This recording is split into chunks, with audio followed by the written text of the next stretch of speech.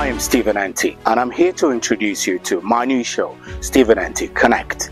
Every election year, when it's time to elect a new president and members of parliament, the entire social conversation is saturated with politics mixed with insults, fake news, misinformation, lies, and sheer propaganda. This makes it difficult for you to separate the truth from the lies, the facts from the propaganda, and it also blocks out your voices and opinions.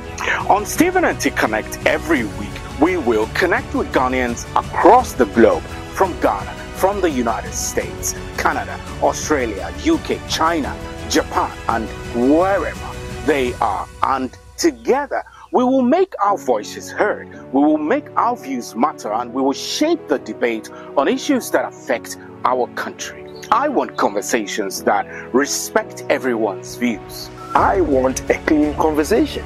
I want a clean conversation. I want the truth, pure and undiluted.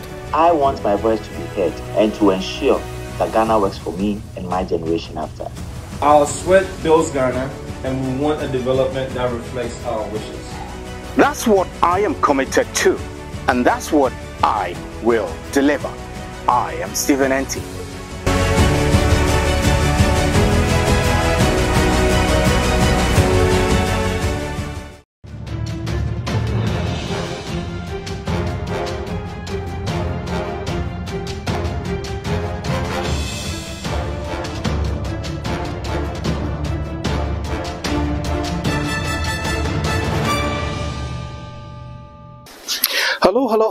Hello, and welcome to the first edition of Stephen Enti Connect on YADTV. I am extremely excited to be back on your TV, phone, computer, wherever you'll be watching me from. Now, we'll be streaming live on YADTV and on my social media handles, Facebook at StephenNT.com, X, formerly Twitter, also at StephenNT.com, and then at some point I'll be throwing the streaming on Instagram. So let me start by giving you a quick rundown of how this show will be structured every week. Now, in the first segment each week, I'll take a bite on major political issues and events in Ghana, and sometimes I will draw comparisons with other countries.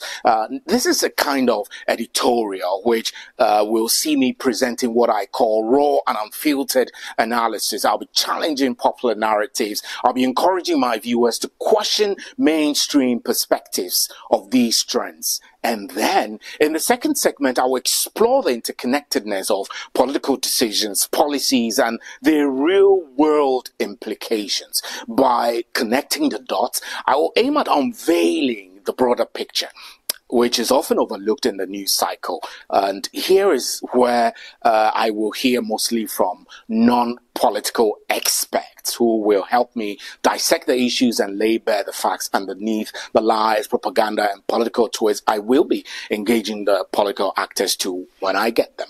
And in the final segment, which is my favorite actually, I'll link up with Ghanaians across the world, and here we'll speak to the issues that matter to us. It's more like speaking truth to power. We will hold elected officials accountable. We'll set our own agenda and make strong demands as we extract commitments from those who are asking for our votes. So every week is going to be phenomenal. This is Stephen Enti Connect. We'll be right back to set the ball rolling.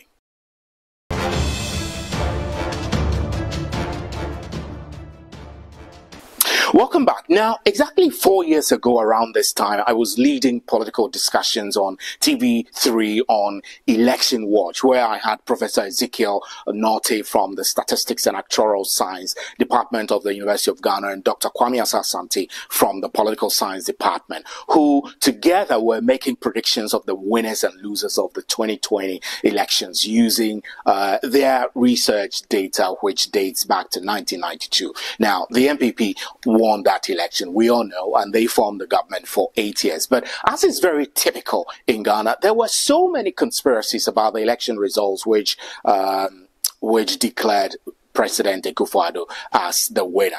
The opposition National Democratic Congress, the NDC, claimed that the election was rigged in favor of the incumbent. The NDC's presidential candidate at the time, who is also the candidate for the 2024 elections, John Dramani Mahama, filed a petition at the Supreme Court of Ghana challenging the declaration of the new patriotic parties and Akufo-Addo as the winner. Now, the Supreme Court heard the case and ultimately they dismissed the petition on March 4th, 2021, upholding the election results. Now, here is the reality. Despite going to the polls 8 times in Ghana since 1992, the political trends have remained the same. Political parties raise dangerous suspicions prior to elections, and basing on those suspicions, they then cast doubts over the integrity of the results each time. This indeed is unhealthy. It is an unhealthy trend which is expected to repeat itself in the lead up to the 2024 elections. It's actually repeating itself. And bear in mind that this is the 9th election since Ghana returned to multi-party democracy in 1992. I actually don't want to even bore you with the many examples of comments from both sides of the political divide that raise concerns about the potential for political violence and undermining of the democratic processes in Ghana. Let me quickly take you back to 2023 for an example. In July, John Dramani Mahama, His Excellency John Dramani Mahama, the former president, accused the Electoral Commission of attempting to rig the 2024 elections by using the Ghana card as the sole identification for voter registration. He claimed that this will disenfranchise many Ghanaians and indicated that the NDC would resist such a move. Well, I mean, there were a lot of basis for those claims. But recently also, John Dramani Mahama at a mini Durbar in Widana in Pusiga constituency in the Upper East region said, and I quote, "Whether President Akufo-Addo likes it or not, he will painfully hand over to me because he will have no choice." Well, the reality is that sitting presidents have no choice when power changes. And so going on the rhetoric to repeat this is, well, it's not exactly new, or neither are you breaking any rules for mentioning them. But they kind of raise the political temperature. Let me take you to April 2023. Brian Achampo, the Minister for Agriculture, whose Rock City Hotel came under fire for their bid for SNIT's ownership in some hotels, stated that the NPP would not hand over power to the NDC and would ensure that the NPP remains in government at all costs. He warned the NDC against using threats and violence in the 2024 elections, claiming that the NPP has the men to counter such actions. Now take a breather on this. This statement was interpreted by some as a call to arms and a refusal to accept democratic processes if they do not favor the NPP. These are just a few examples of the many exchanges that reflect a tense pre-election environment where both parties are not only promoting their achievements, but they are also casting doubts on the integrity of the process and each other's capabilities. I mean, this is a state institution, Electoral Commission, that has the mandate to declare a winner, whether we like it or not. There will be a winner which will be declared by this institution. Anyway, so while it is crucial for both sides to maintain decorum to avoid worsening tensions further, these exchanges actually divert attention from the core policy propositions, what they call the manifestos of the parties, and actually shortchanges the electorates from getting a clearer understanding of what plans the parties have based on which they are asking for our mandates. These parties must stop demonizing the Electoral Commission and creating a suspicious climate ahead of the polls to give the electorates the chance to assess the promises of the parties instead of the empty political rhetoric that is inciting political violence. This is my take on Stephen NT Connect. You can post your comments on our social media handles, on my social media handles, Facebook, Twitter, Instagram, and we'll share with the rest of the world. We'll take a break right here and we'll be back.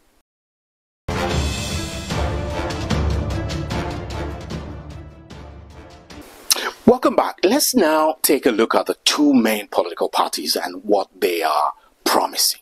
The National Democratic Congress, the NDC, is expected to launch its manifesto, 2024 manifesto in the Central Region in August. I mean, we're expecting them to announce, just as the NPP has announced that its manifesto is on August 18th. We'll be looking forward to that manifesto. However, based on the NDC's 2020 manifesto and statements that are making rounds from the flag bearer and the running mate on their campaign trail, I can conveniently say that the NDC is promising economic growth and stability. They're also promising job creation. They're promising to enhance the quality of education. They're promising improving healthcare, infrastructural development, anti-corruption measures, and strengthening social welfare programs. Well, these are part of the party's broader strategy to address various socio-economic challenges and improve the quality of life for Ghanaians. So let me quickly run you down through some of these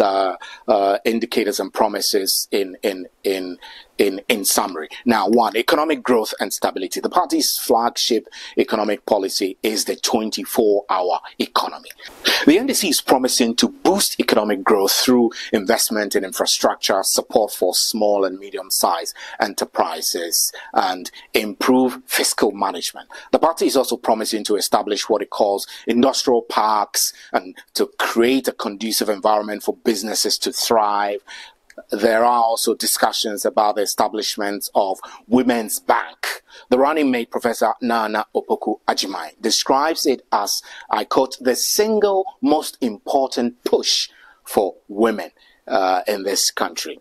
So that's the first main thing. The second main thing is job creation. They're also promising to create jobs, particularly for the youth, through industrialization, agriculture, and technology-driven initiative. The details of these promises we will get to know when the manifestos are launched. And so let's move to education. The NDC is promising to enhance the quality of education by increasing funding for schools, improving teacher training, and making education more accessible.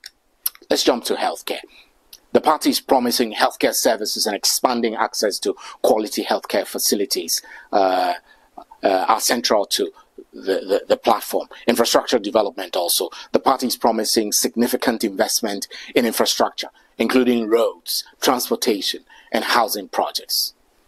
Anti-corruption measures. The NDC is aiming to tackle corruption through what it calls stronger institutions and transparent governance. And then social welfare. They're planning to strengthen social welfare programs to support vulnerable populations, including pensioners and low-income families. Well, these are promises that are couched from the 2020 manifestos. And moving forward, I'm sure the details will come up when the manifesto itself, the 2020 manifesto itself, is launched. And we will have the opportunity to now take a look at what was promised in 2020, what is being promised in 2024, what has been achieved so far within the various sectors that they are promising, or the failures in those sectors, so that we can get a better comparison of what really is on the table. This is important, actually, for us to get a fair understanding that these are not just promises that are being bandied about or thrown around in the air because it's a political season. This is Stephen NT Connect. I'm Stephen NT. We'll take a break and we'll be right back.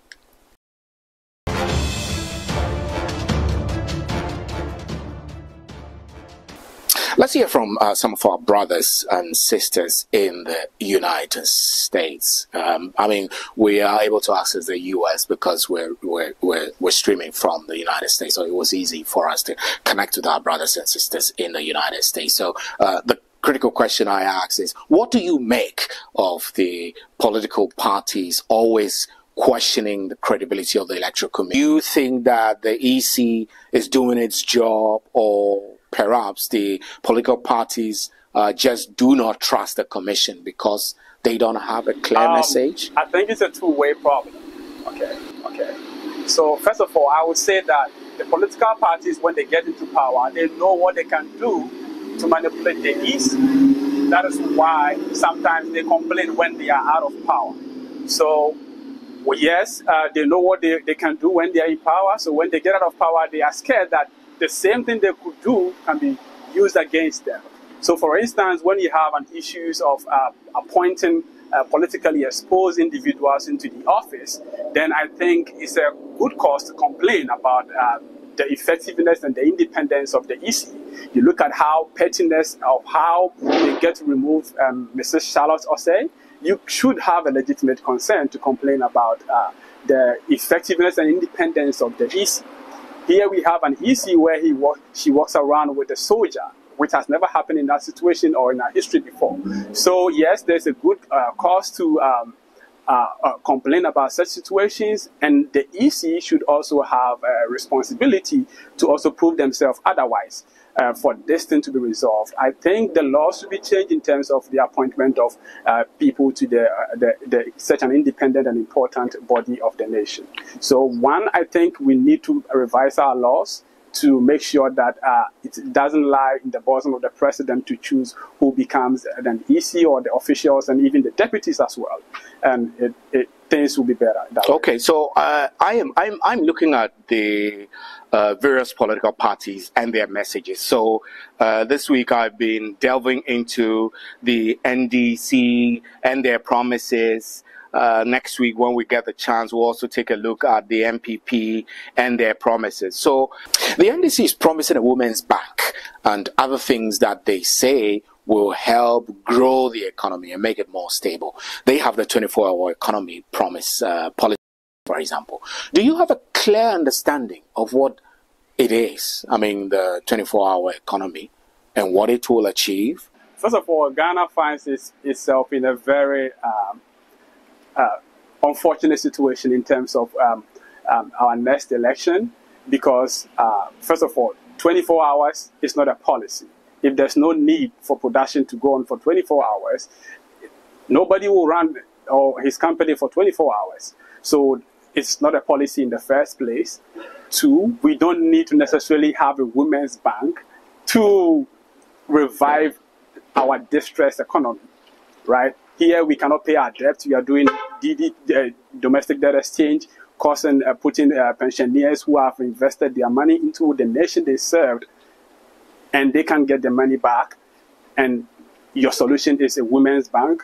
Come on, I think they should do something better. The fact that this government has run the economy down does not necessarily mean they can just ride on that and just come in and just say anything they want to. They should come up with a policy. I'm yet to know a policy they have put it out. Now I don't see 24 hours to be a policy. A women's bank is not the panacea to our problem. You can't just establish a bank and all of a sudden your inflation, your debt has gone down. We should have. The issue is that we don't have honest people to lead our political offices.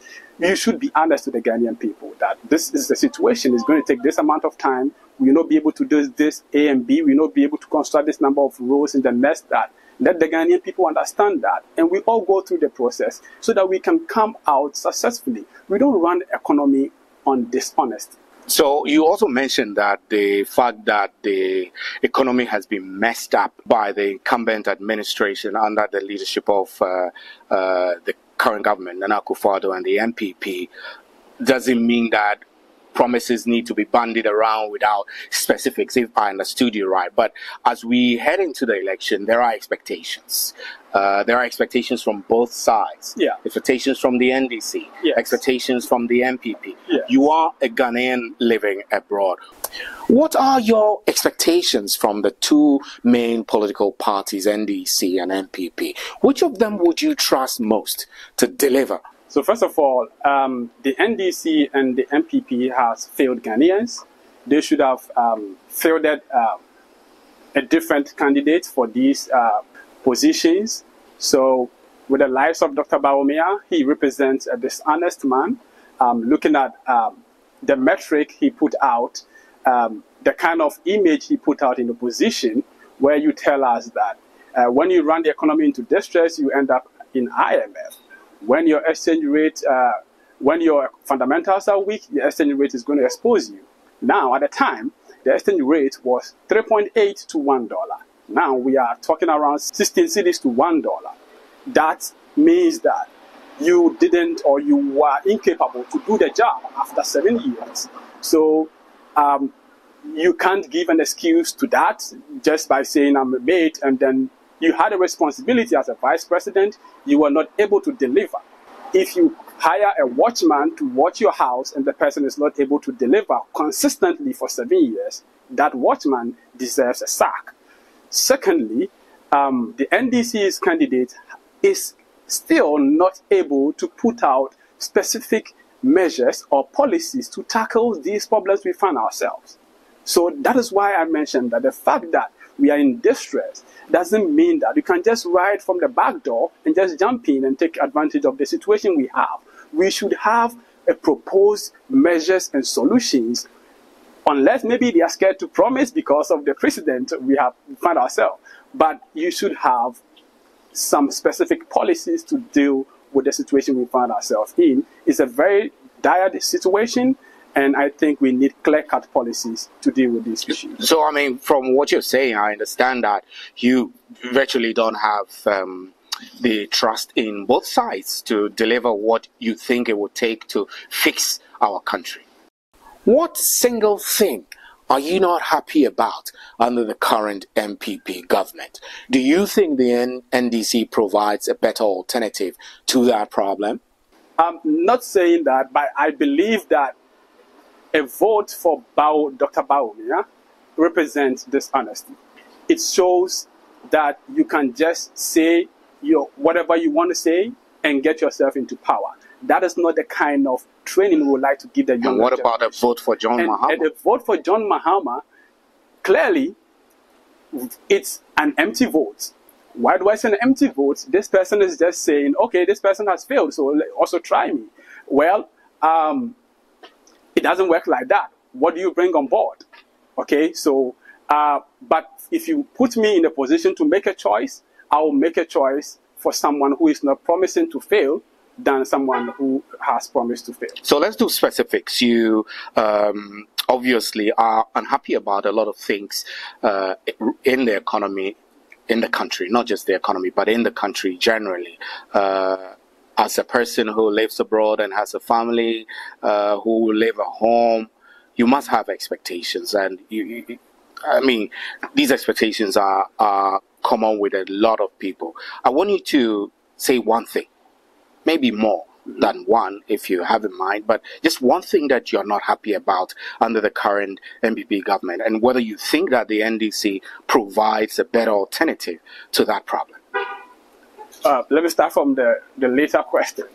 The NDC today has not provided an alternative to these problems that we have, alternative solutions. We are talking about solutions, not to say that, well, someone promised and failed. Obviously, the person failed, but we should also scrutinize who takes up the job, right? So, yes, the NDC today, unless maybe tomorrow they come up with something else, I have not had their campaign or their manifesto. I've not read through that, but as we speak now, there's no clear-cut policies, there's no clear-cut direction for the nation that they want to lead. And with respect to the initial question, the MPP has developed into something else, to the extent that the founding fathers are even worried about how the party is being run. It looks like the party is being run from the Flagstaff House. Meanwhile, there's a party and there's a government. So I was very happy when some members of the parliament who are from the NPP side called for the sack of the finance minister, which has performed... The former finance minister. The former finance minister, clearly, which has performed abysmally. So it was a kind of a growth in democracy where I can say that, yes, I'm on this side, but things are not going on well, and we can't continue to go on this direction anymore. So, yes, that's true. But that aside, there are a lot of instances where there have been several impunity in this government. For example, the number of people who were killed in Techiman during the election, nothing has been said about that. An MP was slapped by security officials. Investigation was done, white paper issued. Then what the government could do was to counter the white paper. Well, if you have this position, why establish the commission in the first place? So this is the kind of disrespect Ghanaians have faced over the past 7 years. Not saying that it has been all throughout, but this is not what we want for our democracy. What is your view about Ghana's education right now? I mean, from high school, universities and colleges and basic schools, what would you like to see change? And who would you trust with that change? This government has done some investment in the education sector, but it looks like they are all for the sensationalism of these things. Free education, no doubt about that, absolute program, but where is the metric to measure the output of the free education? You tell Ghanaians that some people are not able to access secondary education because of financial issues. So this is the hypothesis, right? So you want to invest into education so that everybody who is not able to go or get a secondary education because of the financial situation will be able to access the issue. You quote a figure. Since the implementation of the free education, have we been able to gather the data of students that enters the secondary cycle education and the output, how many students are able to complete from that? Then we'll be able to measure that indeed our hypothesis was correct or not, right? So you can't just create a hypothesis and run the experiment, right, and not come up with conclusions. Okay, so that is what I'm saying, that yes, free education is an absolute good policy, but we should have a metric to measure the output of it. So we need to know whether it's working or whether it's not. working or not. Okay. Okay, so you said about 100,000 students are not able to access secondary cycle education. Where are the metrics? Where are the metrics? Okay, so now we invest in it. This year, about 300,000 students was able to enroll from year 1. At the end of year 3, how many were able to go through? Because obviously, not all of them will go through the second cycle education. So those who didn't go through, did they end up at TVET or they end up at technical institutions? I tell you, the data is not clear, right? The data is not clear. And I tell you, you're surprised that most students drops out because they know that the future is not clear. They cannot see the future through the educational system because most of them are jumping into pragya business. I was a high school teacher. Most of my students were riding pragya. I could not blame them because they could make ends meet from there. Here in the US, people start working at a young age and make money for themselves, right? But here's the situation where you have the educational system being politicized. It's being run as another office of the executive. I went to the same educational system. When we vacate, my teacher will write when we will resume school. It's not like that anymore. They tell you, go home, listen to the radio, and when you hear that you're supposed to come, then you come. It's like, why do you even have Ghana Educational Service who are supposed to do these jobs? Because of these political over-politicization of public services. Okay, these people should be able to be autonomous and run the educational system. The ministry can also do his or her supervision so that everything runs smoothly. I went to the same educational system. I tell you, I have never been to private school before. I went through primary school from the government system throughout my educational system. The government should lead the educational system to the GES, and at a point, they even wanted to touch the universities. When you don't run the university, those who are running the universities are supposed to be in charge. If you let the students know that they are not even in charge just to harness their votes, then you are rendering them useless. Okay? Here, the universities is run by the board of the universities, right? They know what they spend on each experiment they do. I'm saying experiment because I'm from a science background, right? But you don't know the cost of one burette, but you decide the fees for the chemistry student. What are you doing? You are hurting them, and then in the end, you complain that Ghanaian students are just chew and poor. Where is the resources? It's not cheap. The cost of one glassware is about $2,000, and you want the students to pay 1,500 cedis per year. How do you run a university like that? How do you create? I hear people complain about tech not being able to produce anything out of it. You can't just produce anything out of nothing. You have to be given something to produce something. Right. So yes. So we've spoken a lot about many things, and we're going into a crucial election where it does appear that both sides of the political divide want, you know, to have the opportunity to be elected into office and all of that. So we've spoken a lot. As we head into the polls in December, what other things would you say, especially considering that everything has been politicized in our side of town? What will you say to those who are going to cast their votes? Considering that, of course, you cannot vote because ROPA, you're not fortunate to be covered by ROPA for you to vote while you're abroad. So what will you tell those who are going to make the choice of who becomes the leader for the next 4 years? I tell every Ghanaian that this election is a crucial one because we are at a crucial stage of our national economy where we are not able to pay our debts, where we run our economy on deficits, huge double figures deficits, which is terrible because in any Ghanaian home, I do not think anybody spend more than this person's earns. So if you have a government that consistently spends more than its earns, there's a problem. There should be a change, right? And it's sad that the options are not tackling the critical issues. They are just jumping on the negative side of the incumbent government, and the incumbent government is getting stronger because, I mean, they can invest in education and communication and push the agenda around. So I want every Ghanaian to know that when the petrol prices goes up, there was no politician to give you money.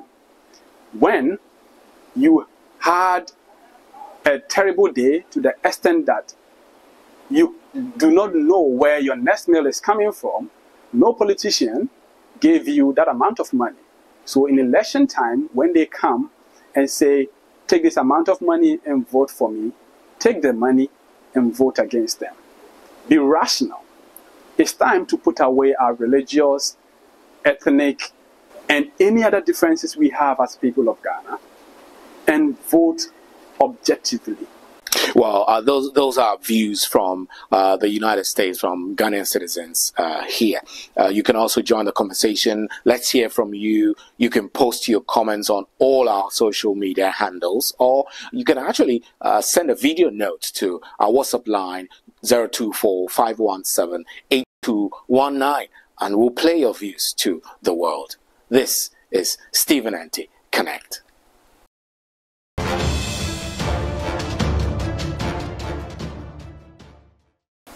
Let's hear from some of our brothers and sisters in the United States. In actual fact, there's been several times both MPP and NDC have promised a lot of things and they've not been able to fulfill. But if I'm asked to make a hard choice, I would go for MPP. MPP because they made some promises and they were able to fulfill. At least one promise, like the free senior high school, which was something that the current president Nana Akufo-Addo had, and he's been able to fulfill that, although it might not be in the best of shape as everyone wants it, but at least there's something going on. At least there's something that we can look on and say, okay, this is what he started, and if a new president comes, he can improve upon that. My expectation for the NDC and the NPP is for both parties to put the country at heart and work together as a team to lift the country's interest at heart. Moreover, I'm expecting a lot from the NPP because of some of their policies laid down, which the rich and the poor are all benefiting, which is the school, which is the free education.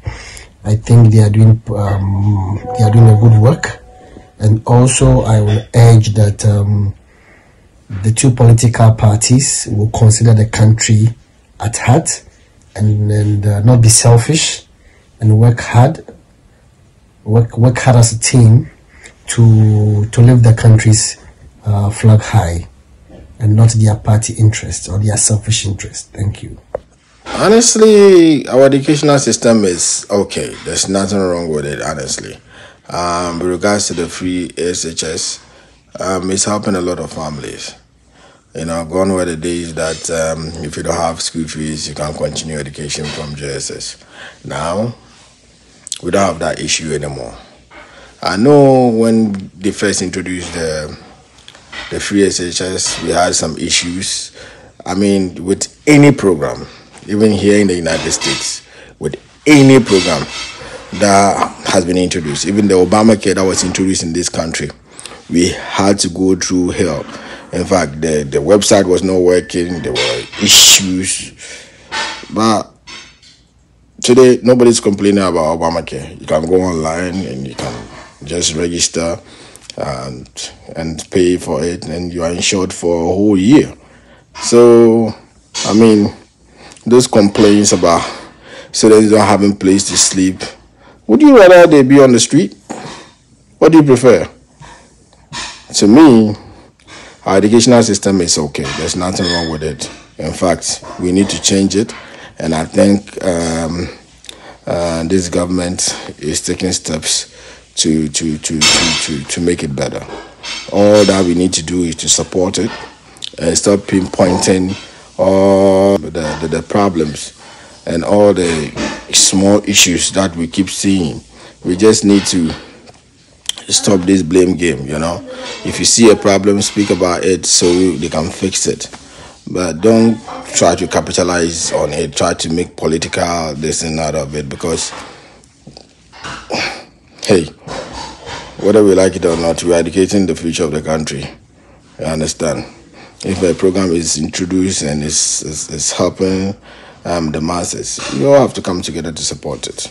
I remember a friend of mine who's an NDC politician telling me, hey, Charlie, this free HHS is helping him a lot, because people used to come to his house at 4 a.m., 5 a.m. waiting for him to get school fees for their children. So ever since this program was introduced, they don't see that anymore. With any program, there's going to be issues. We're going to encounter issues, But so far, I don't see people complaining about it anymore, complaining that they are not beds, they are not this thing. Listen, we have free HHS, free school here too, in America here. Okay? Every August of every year, we go out there to buy books, to buy stuff, to support the education that they are getting.